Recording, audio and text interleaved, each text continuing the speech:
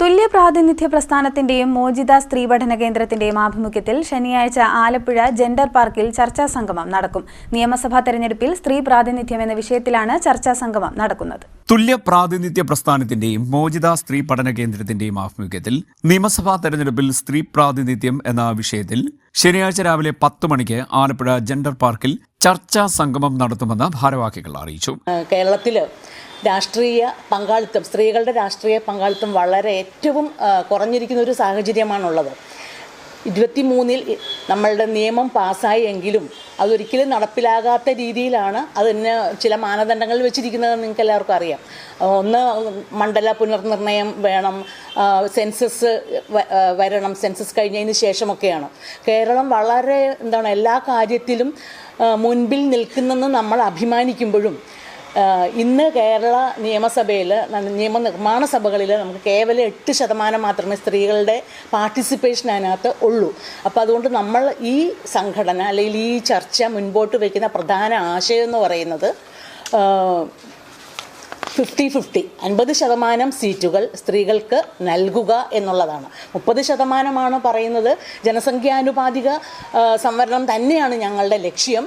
പക്ഷേ നമ്മളിപ്പം തുല്യതയാണ് നമ്മൾ ഇപ്പം മുമ്പോട്ട് വെച്ചിരിക്കുന്നത്. മാത്രമല്ല ഇതിനകത്തൊരു 5 സ്ലോഗനും കൂടെ നമ്മൾ വെച്ചിട്ടുണ്ട്. മിനിമം ഈ വരുന്ന തെരഞ്ഞെടുപ്പിൽ എല്ലാ രാഷ്ട്രീയ പാർട്ടികളും 33% സീറ്റുകളിൽ സ്ത്രീകളെ നിർത്തുക എന്നുള്ളതാണ് ഒന്നാമത്തത്.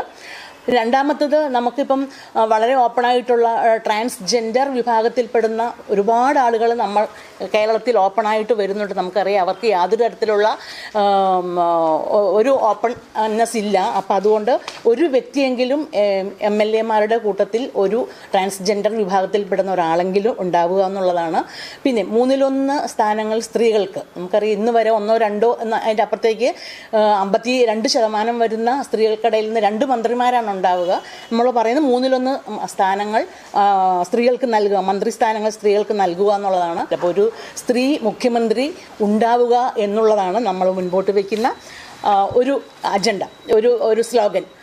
ലാസ്റ്റ് അജണ്ട എന്ന് പറയുന്നത് ഏറ്റവും പ്രാധാന്യമുള്ളതാണ്.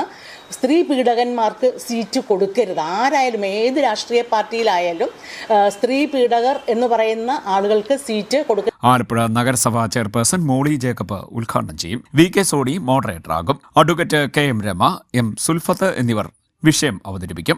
നിയമസഭാ തെരഞ്ഞെടുപ്പിൽ 33% സ്ത്രീകൾക്കും ട്രാൻസ്ജെൻഡർ വിഭാഗത്തിനും അർഹമായ പ്രാതിനിധ്യം വേണമെന്ന് ഭാരവാഹികൾ പറഞ്ഞു.